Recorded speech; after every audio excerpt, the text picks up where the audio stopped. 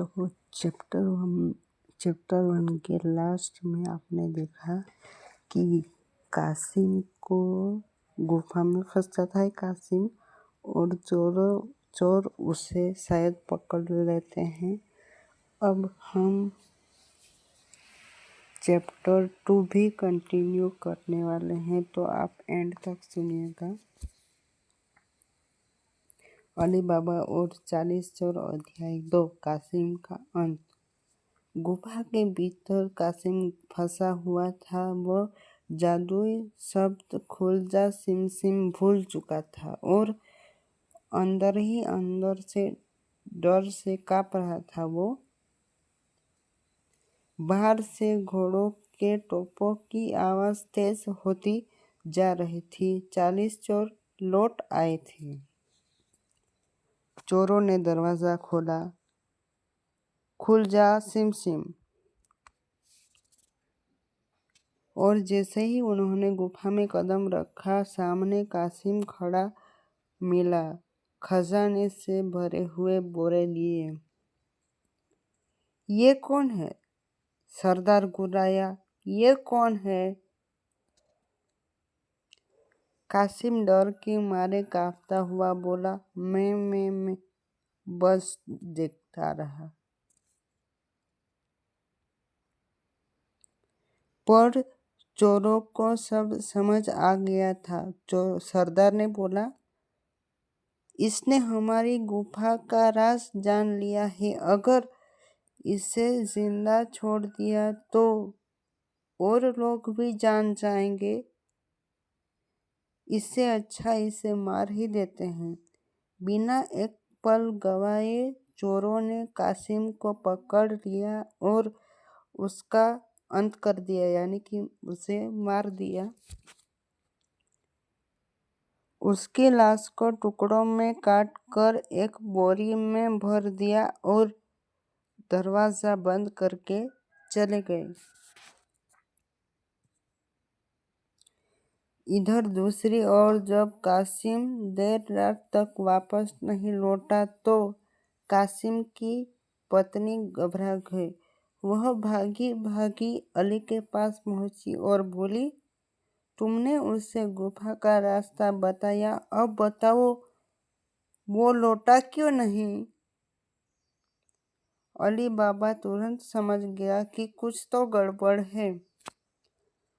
अगली सुबह अपने 2 नौकरों के साथ जंगल गया। उसने दरवाजे के पास आकर कहा, वही जादुई मंत्र उसने दोहराए, खुल जा सिम सिम। गुफा खुली और अंदर अंधेरे में उसने देखा कि वह उसे झकझोर गया। वहां कासिम का शव पड़ा हुआ था।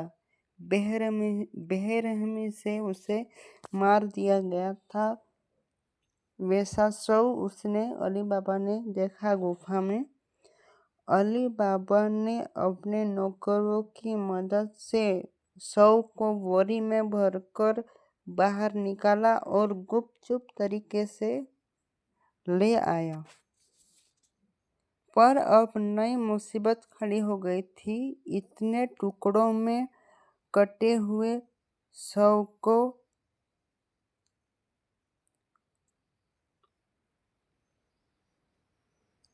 अली बाबा और 40 चोर अध्याय 2 मर्जीना की समझदारी। अली बाबा और उसकी पत्नी परेशान थे।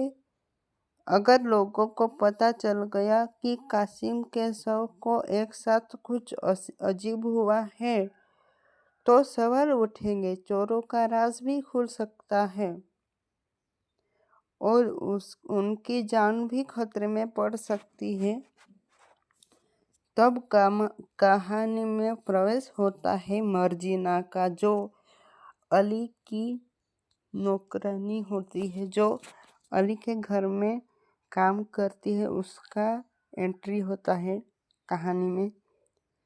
मर्जीना कासिम के घर की समझदार और तेज दिमाग वाली नौकरानी थी।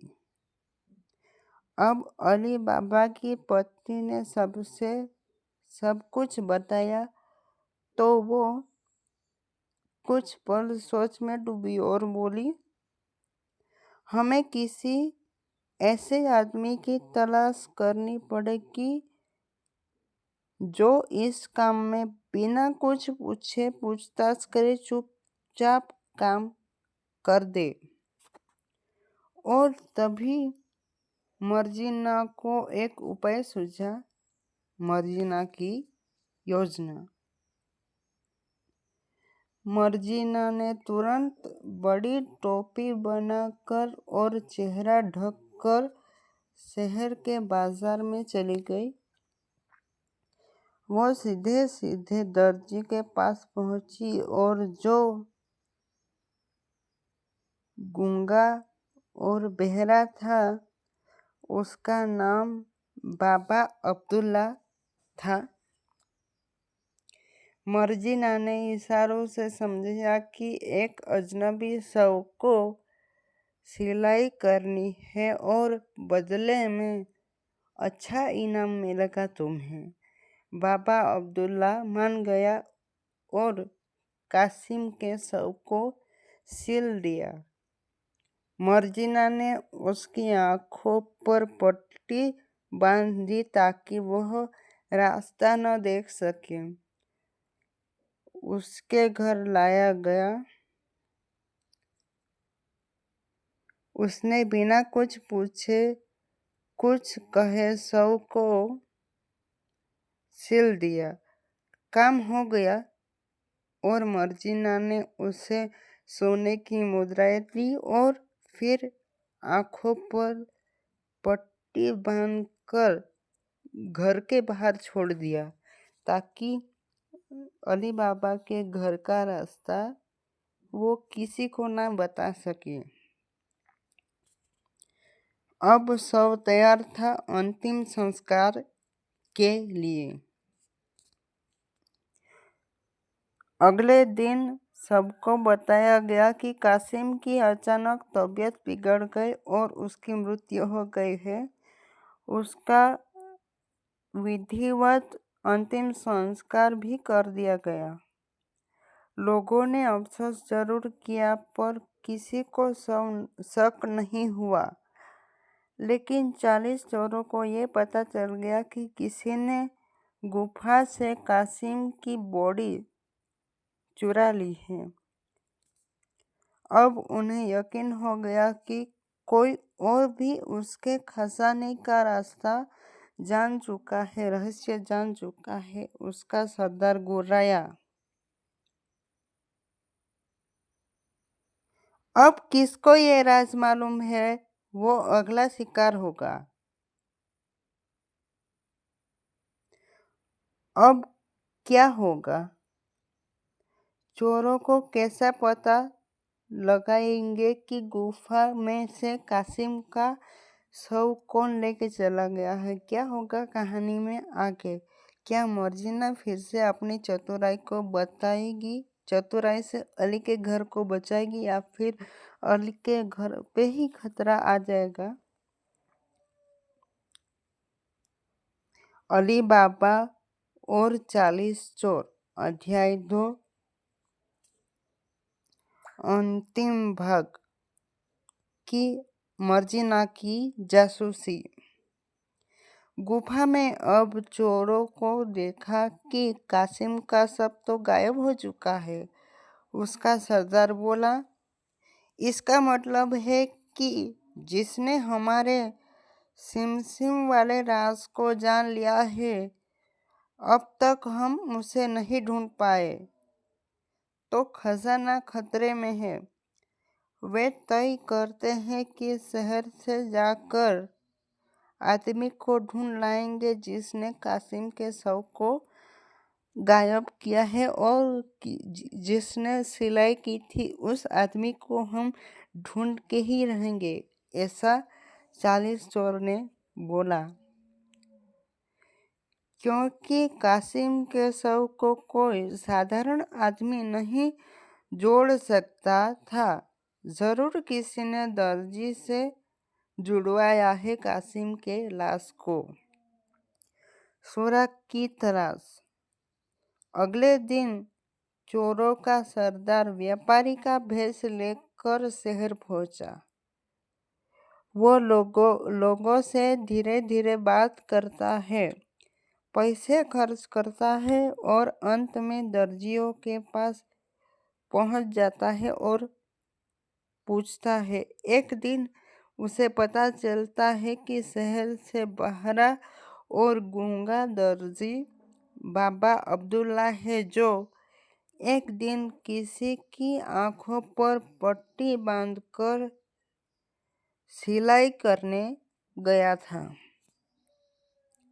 अब सरदार को यकीन हो गया कि शायद यही मामला है। वह दर्जी के पास गया और उसने शराब पिलाकर और चुपचाप बातों में उलझाकर उसे इशारों में पता कर लिया कि वह किस गली में गया था। फिर उसने एक चाल चली। सरदार ने एक थैली में एक चाक भरी और आधी रात को उस गली में पहुंच गया जहां अली बाबा का घर था। जिस घर में दर्जी गया था उस दरवाजे पर एक सफेद निशान लगा दिया ताकि चोरों को आकर उस घर की पहचान हो सके जहां अली बाबा रहता था। लेकिन मर्जीना की होशियारी से कुछ मर्जीना को गड़बड़ महसूस हुई। वह आधी रात को दरवाजे के पास आई और जो निशान दरवाजे के पास लगा हुआ था उसे मिटा दिया।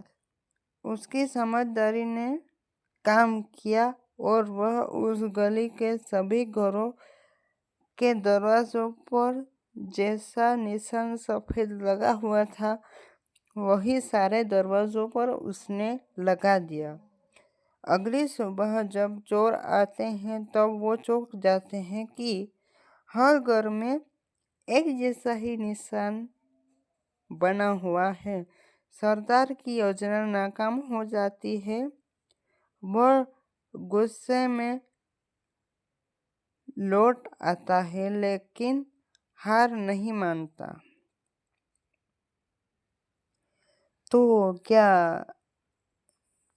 चोरों को पता चल पाएगा अली के घर का, या फिर चोर नाकाम हो जाएंगे? क्या होगा अगले अध्याय में वो हम चैप्टर 3 में देखेंगे।